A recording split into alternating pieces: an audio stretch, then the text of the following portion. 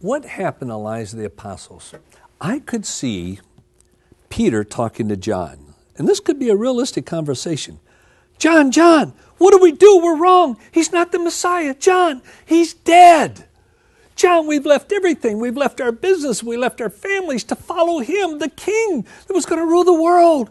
John, he's dead. He's not the Messiah. How could we have been so mistaken?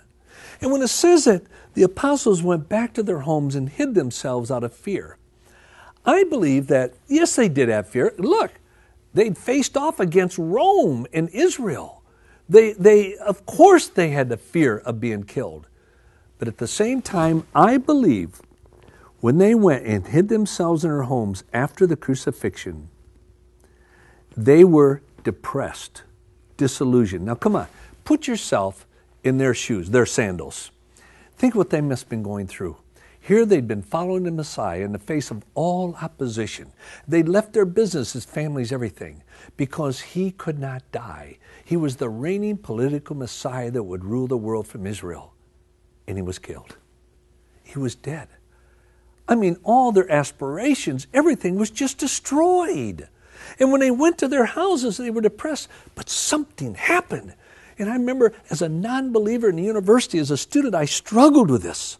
Something happened. Not over a period of months and years, but of days and weeks. Their lives were turned upside down. And they went out and turned the world upside down. And they were tortured and beaten and persecuted and killed for one thing, an empty tomb. And in their own words, appearance of Jesus of Nazareth for 40 days with many convincing proofs that he was raised from the dead. And they never once denied it under the worst torture.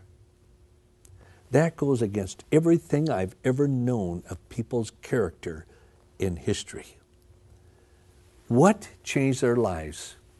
It was because Christ was raised from the dead and appeared to them.